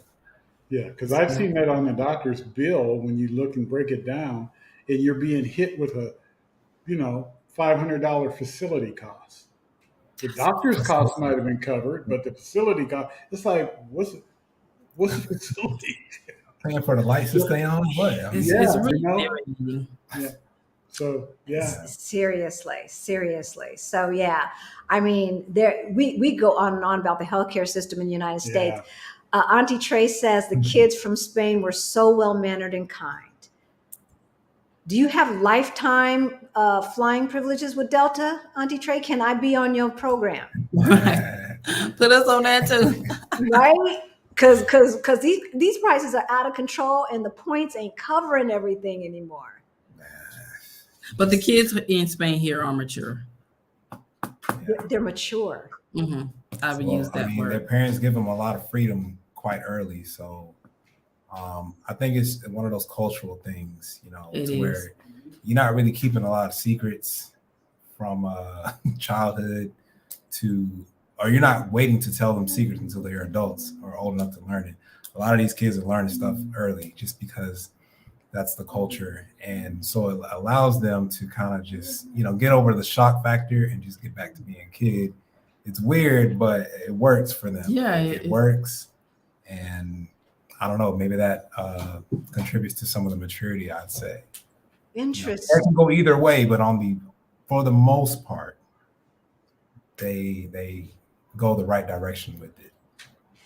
We heard from some other friends / colleagues of ours who lived in Japan for 8 years, that it was not unusual to see, like, by the time kids are like 3 and 4 years old, running errands for their parents, going to the local store to get, whatever they get. I was going to say milk, but I'm not sure if they drink cow's milk in Japan. So, and that also speaks to the safety. Yeah, that's true. You don't have to worry about your 3 or 4 year old going by themselves, even at night. 3 or 4. So young, right. So we've got another question here. Are you able to vote in USA elections via absentee ballot? Yes. Yeah, for sure. Yep. Yeah, we get them mailed to us, and we just send it back, mail-in ballot. Yes, and Greta. So we're from Colorado, which is 100% mail-in ballot. Shout out to our Secretary of State for making sure that was the case. And so we're very, very fortunate. But yes, it is against the law for them not to allow you to vote as an American tax-paying citizen, because no matter where you are, Uncle Sam gonna get his money. He gonna come out. And then not allow you to vote. So, Right. so yes, you can get your ballot, and that's why there are different sets of numbers. There are the numbers on election night, and then there are the final numbers, because they're still counting overseas ballots and military ballots. True, for sure. Yeah. Oh, this is interesting. So Tanya says, when I share with people what we're doing, what Rick and I are doing, the first thing they said is, "What about the crime?" Went straight to the negative. People do that. They're going to do that. Right. Yeah. They're always going to do that. But the crimes in a lot of places aren't. I mean, I'll speak for Portugal, and I guess I could say different things about different places we've been, but not once did I feel any threat, any time of the day or night. And we were people out do there a lot at night. Yeah. I felt the need or the threat. I mean, you got homeless people laying around, in different places. I mean, these people would sleep wherever. Yeah. The police wasn't bothering them. Nobody was bothering them. You know, And they weren't bothering us. And they weren't bothering you. You didn't worry about it. It's petty crimes, like you said. You know, you got to watch out. But people will tell you, be careful. This area is pickpockets. Oh, yeah. So on the New York subway and the Chicago L, right? Exactly. Yeah. And the BART, if it gets to, you know, I mean, come on, like. There are pros and cons to any and everything in life. Yeah. You know, there are pros. How many mass shootings have we had in the States in 2022? They just had one yesterday. They did. Yeah. Well, it was a party that got out of hand, but one person dead, multiple injured. See? Yeah. It's every day. It's crazy every day. You're not going through that anywhere over here. How many mass shootings have they had in the 4 years you guys have been in Spain? Shootings in general, I don't know. None that we know of. There was one where I've read before we went on vacation. There was one that came on the news. It was a big deal. Somebody shot someone. He stole the gun from like somebody, and that was like the first shooting I've heard about since I've been here. Because firearms are not legal. They're not legal unless you're, you know, you work for law enforcement or you have a hunting license or something. Right. Firearms are not legal here, and so you know. Y'all hear that? Yeah. Y'all hear that? No firearms. Yeah, it's not legal here in Spain. Yeah. So we've got another question. You know, Mom, ship my guns. No, don't do that. Right? They're gonna ship them right back. Exactly. Yeah. People ask, we have had in the comments, you know, can I bring my gun? Babies, no. We not bringing all, no. And it's not necessary. Okay. So Tracy Anika asked, do you know, they're the Clubhouse for Women. Do you know if there is violence or hate crime towards LGBTQ community in Sevilla? The USA doesn't always live up to the hype of inclusion. Well, the people here are very traditional, and so I say that with lightly, like you know, they might look strange, but you know, my sister lives here in Spain. She doesn't live in a house with us, but she has her own place. She's a lesbian, and she hasn't had any issues. She's been able to find many connections in Seville, and in this area, they have a lot of parades and. So I haven't seen any. The most thing I've seen is looks, but a lot of them they don't even care. Like, well, yeah, I think Spain is actually very welcoming of the LGBTQ community. As a matter of fact, in the city that we stay in during Pride Month, they fly the flag in the middle of the city. So they're pretty welcoming to the LGBTQ community. They had the Pride Parade in Sevilla. And how was that? Did you guys see it? We didn't go. We were busy, but we didn't go. We had friends that went, and they said they shut down, you know, major streets and all that. So Spain and Portugal. It was out of control. It was out of control in a good way. Okay. And we were fighting. We were trying to get to a dinner party, so we were fighting. Everybody was coming down, and we were trying to go up. Yeah. They had folks on stilts. You know those. You know how you do the Oh stilt my walking, Right. God. like in Yeah. circuses and stuff. Right.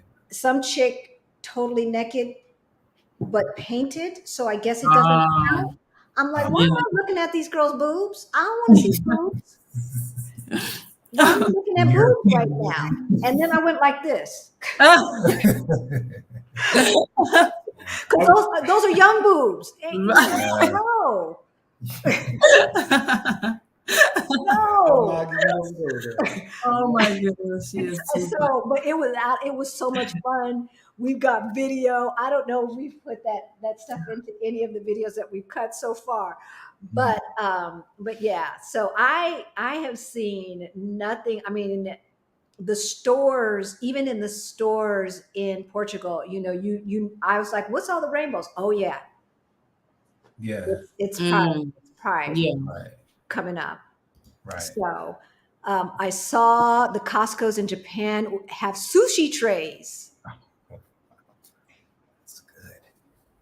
Costco have sushi in Denver? I know I I've don't seen eat. it in the States, They but have sushi here. they definitely have a lot of sushi here. I don't know if they have it in Costco's though. I've seen it. Costco has Costco sushi. has a lot of things that are comparable to the States. Here, many different things. Surprisingly, Do they have sushi in general in Spain? Yes. yeah, they have a lot of sushi One bars, sushi restaurants. They sell sushi in the grocery store, ready. Okay. pre-made.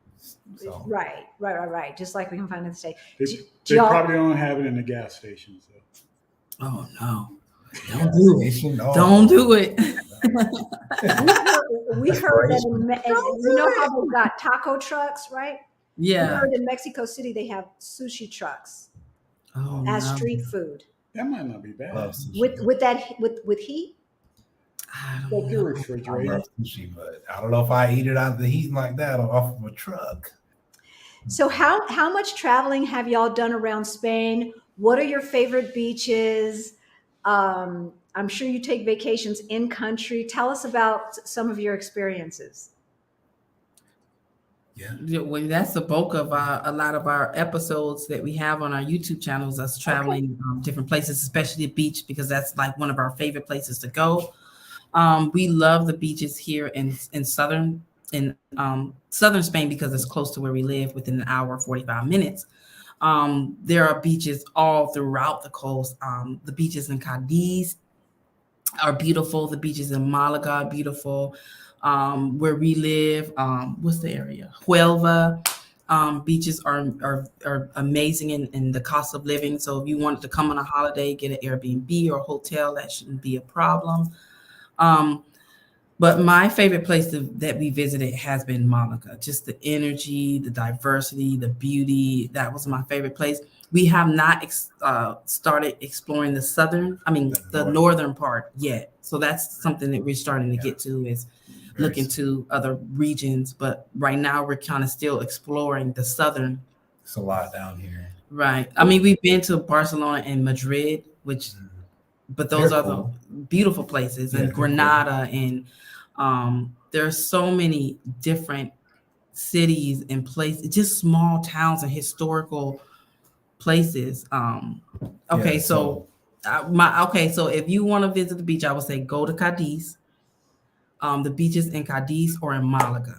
That will be in the spell. Cadiz is Cadiz. I was going to ask that.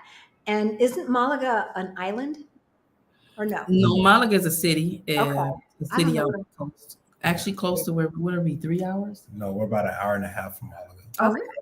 Yeah. What is the island that is owned by Spain? What am I thinking of? The Canary Islands. Okay.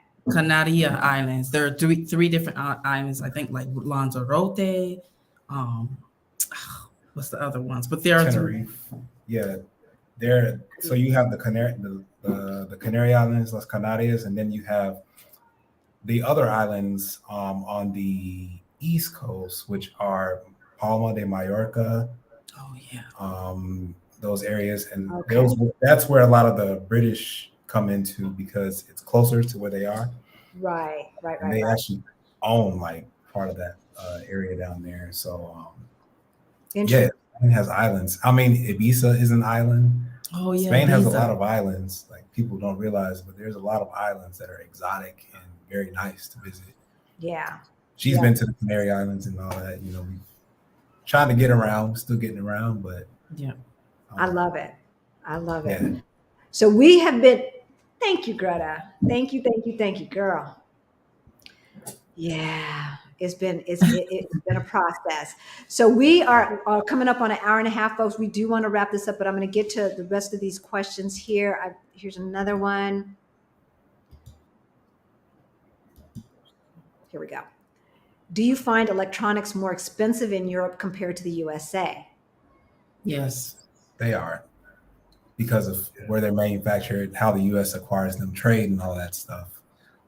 It is cheaper to get electronics from the U.S. And honestly, most of our electronics came from the U.S. It's true. We shipped it, and you know. You didn't ship a TV though, did you? No, we actually bought the TV through one of the military installations that had it for military top price. And so we were fortunate. Military privilege. There is that there. Yeah, you got to use it. Yeah. Because those stores on base. Yeah. Yeah. You know, how are the winters there? Are there seasons? There are seasons. There are seasons. You get the full 4 seasons, but they're all to me, they're all short. The longest season is the winter, and it gets pretty cold. It gets pretty cold here. She doesn't like the cold, but it does. Let's say on average, and it only gets like high 30s, maybe low 20s at night during the winter. Okay, that's some serious cold. That's frost. Celsius or Fahrenheit, right? Fahrenheit, yes, and that's what I'm saying. But girl, that is cold. But the low 20s, that's like when cold fronts come through. So that's not normal cold here. Normal cold, when there's not a front or some kind of system, upper 30s at night. She like, that's still cold. It's not freezing. It probably doesn't feel as cold as what the temperatures were giving you. It doesn't feel as cold, but for me, being a Floridian, and you know, I don't like cold, and it gets cold, and it lasts for 4 or 5 months, you know. But the summers are long and nice. Yeah, okay. They are. It just got dark there. I see. Noticing the it just got dark behind you.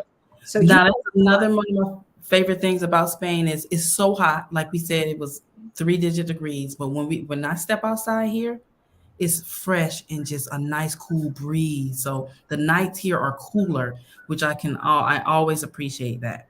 Yeah, and it's not always the case everywhere, because honey, here you step out at night, it's still humid. It's 80s and humid. It's like you ain't gonna get no cool nothing. Halisi, did you get a local person to accompany you to the immigration office in Mexico for translation services? Yes. And we've heard horror stories, even with this side, right? Where you can't bring your cell phone in to use the translator, and they're speaking to you only in Spanish. And, you know, Spain Spanish is different than Mexico Spanish, is different than Colombian Spanish.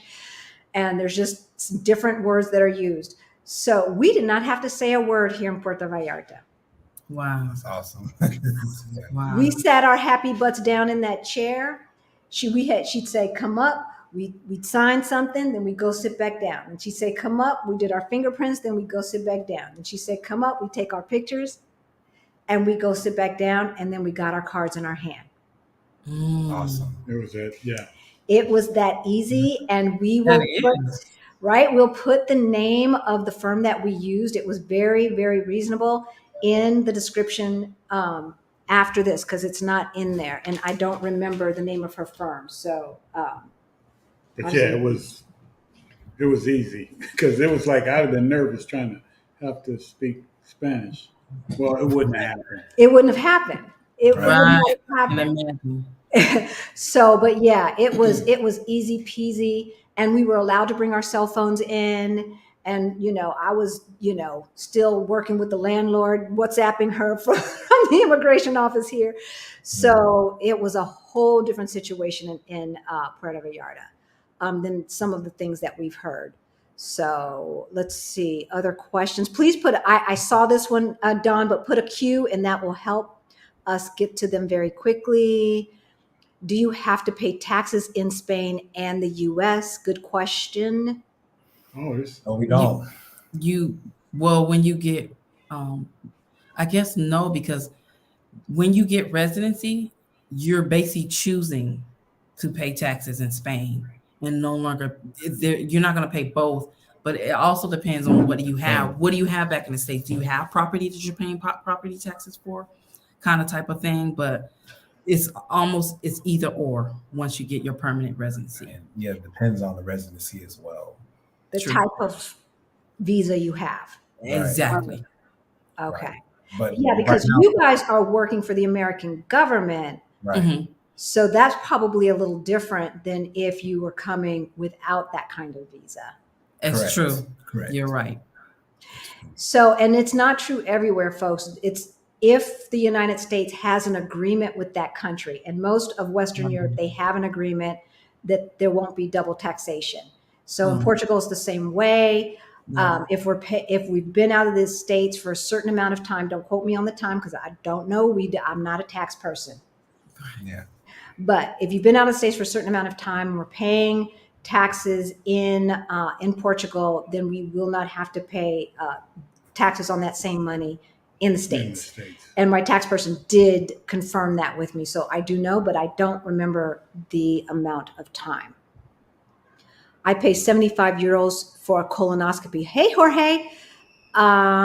Hopefully I'm saying your name correctly, because if you are Portuguese, I might not be, and I apologize in advance.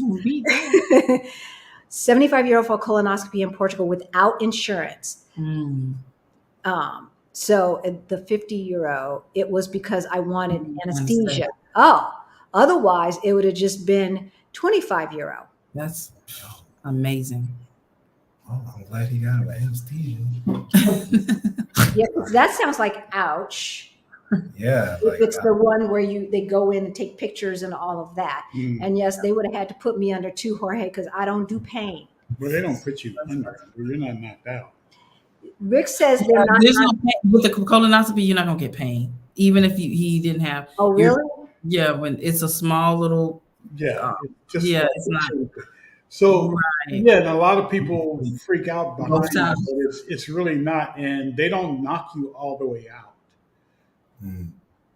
But he said, he was like, I'm gonna stay awake, and next thing I knew, I was back in the room. So something happened there. Then he tried to remember being knocked out. Then he tried to take the keys and said, I'm gonna drive.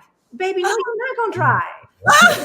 You're not driving because you don't even know where we are. Right. So it was funny. It was funny, and I should have recorded it. Yeah, capture that moment. Right, that would have been some great. Ooh, I could have gotten me a lot of clean kitchens and everything else with that blackmail tape. She is too funny. How's the paella?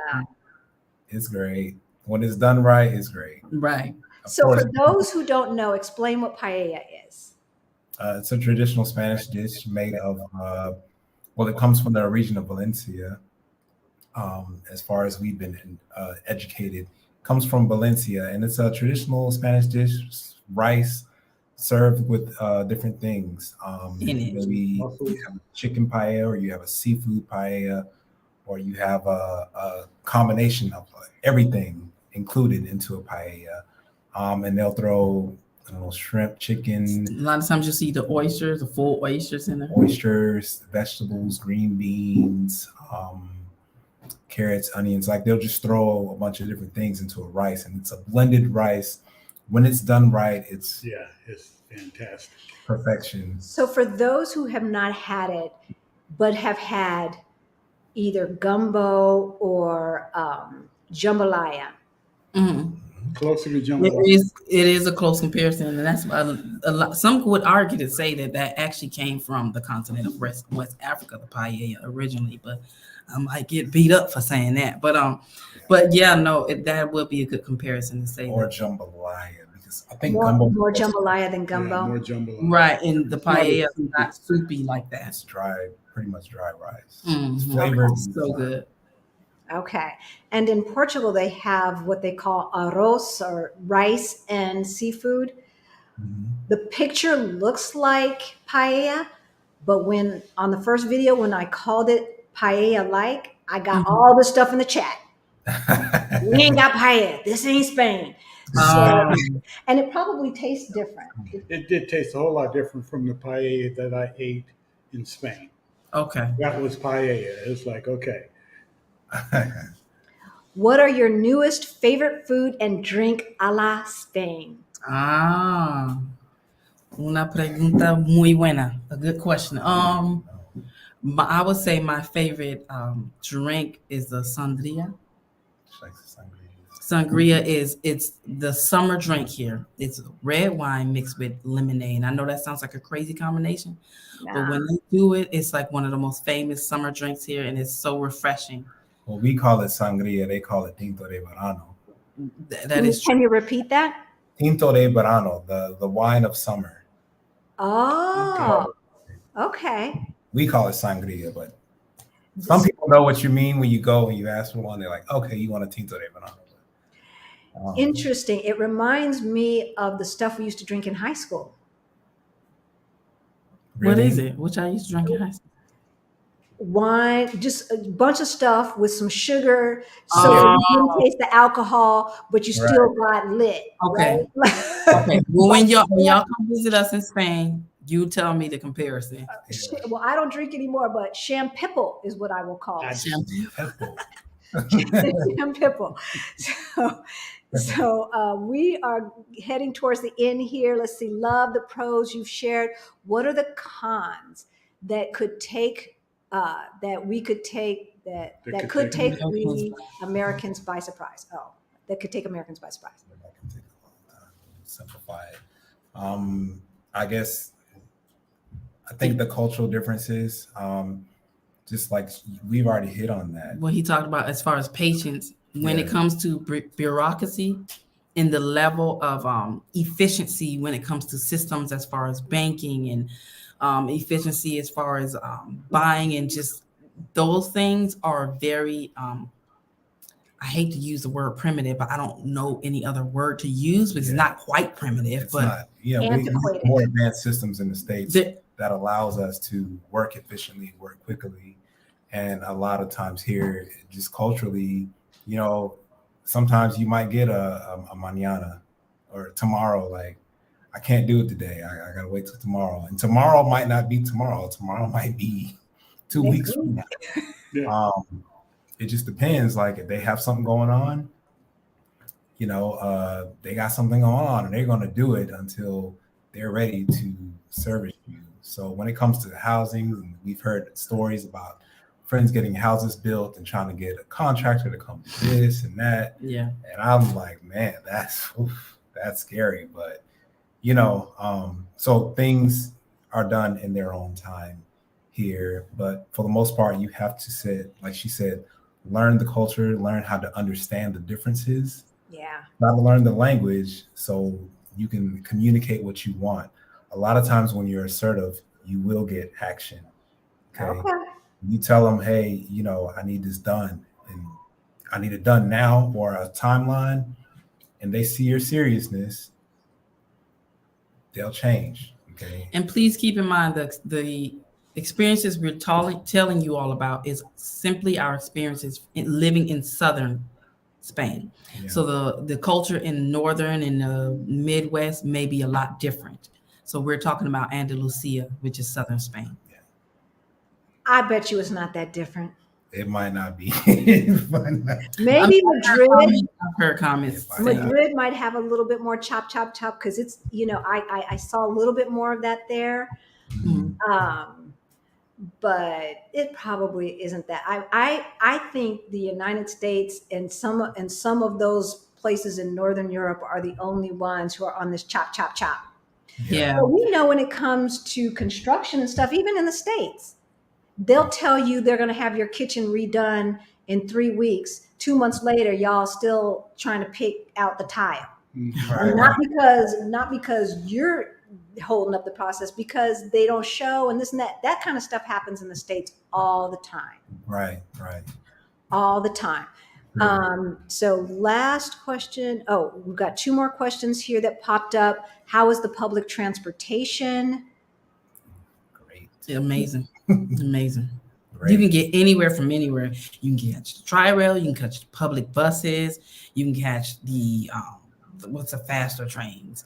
Speed trains or Speed trains, yeah. There are so many different types of public transportation systems here that you really have no problem getting around. And even Google will tell you you can get here from here. Just get on this bus and get it's really. Yeah, it'll tell you how to take the metro from wherever you are. Yeah. Turn here, go here, stop here. I mean, it's very precise. So very good, very timely, I'd say. And all the way up to flights. Flights really cheap. You all know about Ryanair, probably. Yeah. Get you around Europe for less than $100. So I love it. And that's one of the reasons why we're choosing Portugal, because there's so much, once you're there, there's so much more to explore, and it's inexpensive. So you all have a bank account in Spain? Yes. How long did it take you to open up that bank account? I can't remember. I think it was a couple of weeks. It was so difficult. Like we were ready, you want a bank account open, usually you can get it done that day.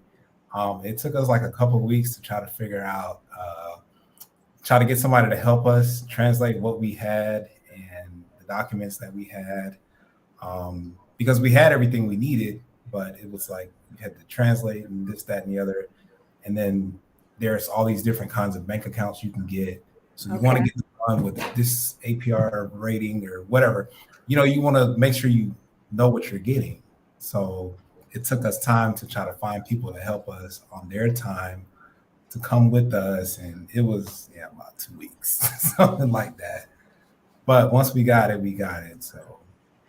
Well, I guess we should be happy. Yeah, we should be. Because it only took us about 3 hours. Oh, really? See, really? That's what we were hoping for. Yeah. We were there. We were there for about 3 hours while they asked us, how many nose hairs we have. Right. Right. It just I need this stuff. And I think I haven't opened up. First of all, you can open up a bank account online in the States. Yeah, exactly. You don't have to show up, right? You have money. You have a social security card. Here's your account. That's it. Right. But I do remember being asked how much our house was worth. Goodness. Wow. Definitely in Portugal, but I think about 10 years ago in the States too. But not the last time we opened up an account. But how much our house is worth, how many do we own, how many kids do we have? It was. That sounds like you're trying to get a life insurance or something. Jeez. We had to show our IRS statements. We had to show. They asked us, do we have like investment accounts? If so, how much is in it? How much is in all of our bank accounts in the States? Yeah. I think that a lot of it is for money laundering, to make sure that you're covered and you're legit and stuff like that, which is understandable. Yeah, right. we heard that after the fact, though. Yeah. So we're sitting there thinking, what y'all trying to do? But quiet as kept, we didn't even know how to get in the bank. We didn't know how to get in the bank. So it looked like you needed your ATM card or your debit card to get for the door to open, because I've seen that before just with the little ATM booths, right? Right. It was just a button. It was a button. And the you're not used to all that. And it wasn't in English. The door. Wow. I was pushing. It wasn't moving. The guy behind us swiped his card and the thing just slid open and we snuck in behind him. Yeah. He snuck behind him. So do you need AC there in the summer season? Or maybe it gets cool enough at night that you can keep the house cool? How does it work? Do they have central air, central heat? That's a great question. The AC is on right now. Yeah, and honestly, most non-modern homes, which is not a lot because of the build of these cities and stuff, they are central, but not a lot. It's normally a wall unit in each room, and if even that. So I feel like we've gotten used to being in the heat. Like if we're going in the kitchen, there's no AC in there. So either there's a fan or the door is open. At night, we'll open the doors and the windows. Sometimes we'll sleep with the windows and doors, not doors, but the windows open because of screen. But sometimes we'll just have the AC on. But it's literally like our body got adjusted to just like we walk around. You see, I'm wearing my t-shirt. We walk around in tank tops and so it can get pretty hot. It's not unbearable in the house though. We never make sure it gets unbearable. So yeah, we make sure we'll adjust whatever we need to adjust because that's what everybody does here. So we do the same thing. Central heat, central AC, central heating. Yeah, those are for the really, really, really nicer houses. Yeah. Newer houses, newer or buildings. newer. Yeah. Right. And that is the same case in Portugal. It's not a thing. It doesn't seem to be a thing here in Mexico either. No, because they got a cooling unit in each room. And this is a brand new place. They're still building one of the condo buildings. So it is brand new. As a matter of fact, when I walked around Google Earth from last year, it was forest. It was just jungle. Trees. Yeah. This didn't exist. Wow. So brand new. I think this is Nuevo Vallarta. I think it's supposed to be like the ritzy part, but there's no central anything. See, it's just culture. Right? It is. Right. Y'all, we are reaching the end. I'm going to see if there's one last comment. We have had these folks on. It is late from Sevilla, Spain. You guys have to check out AG3 Family. You have to check out Joy's book. Please give it a like. Please subscribe. As we said, all super chat and all super thanks money goes to our scholarship fund. This is all about, it's raining cats and dogs if you guys hear that. Wow. I hear it now. Really raining. Can you hear it? We are really dedicated to making sure that as many people want to live this expat life or just live with financial independence, that you have the tools that you need. You do not have to be in that hustle and grind until you're 65, 67 years old. You don't. You just do not. And we can be testament to that. So please get our Ready to Retire toolkit. Of course, it's free. And we will walk you through how to get your money straight so you can get out of Dodge, or you can stay in the States and live your best life, whatever it is that you want to do. Book a call with us. Right? You can book a call. We've got that one-on-one. All of that stuff is in the description. So we're going to make sure that we did not miss any other questions because you guys put a Q in front of it. Y'all know come on now. Oh, thank you, Venus. Thank you. We love you so much. We have a great community here. We really, really do.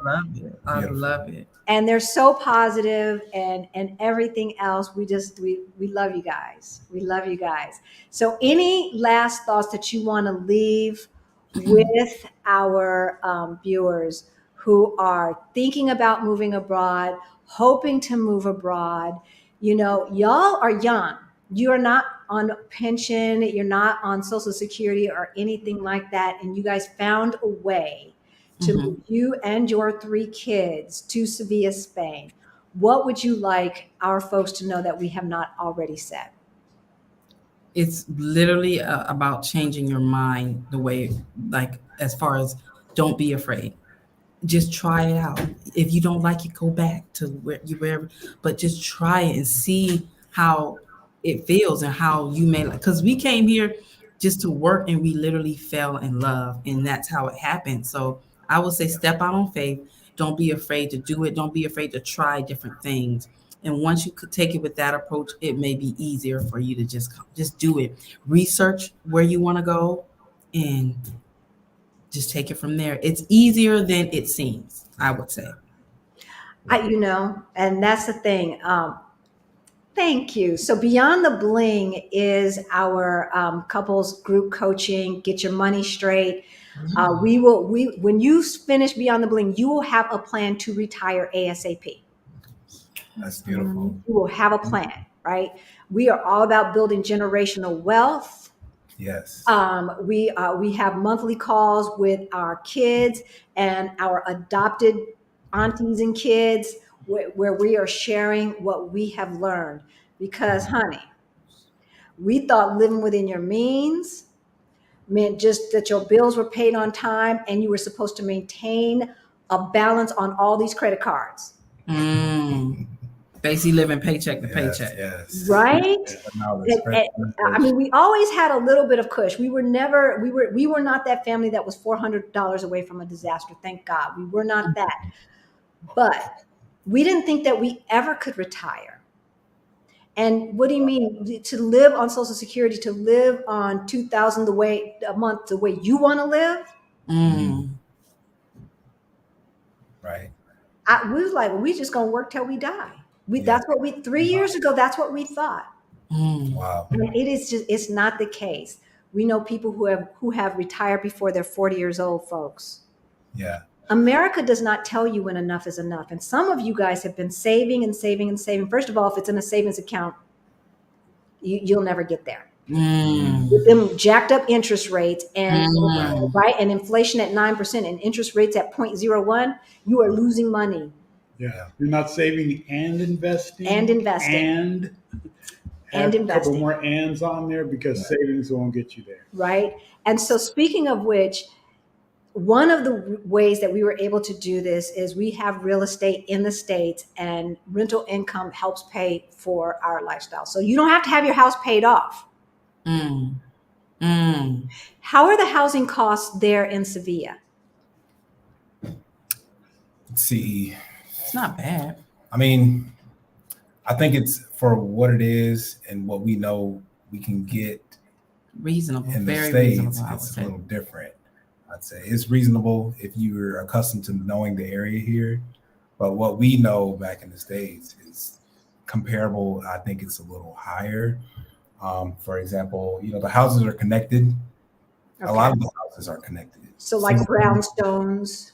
Right. So single family homes are not too common. Just because Europe is small. So even like a 3-bedroom could run you $250, $275. But that's without a yard. That's without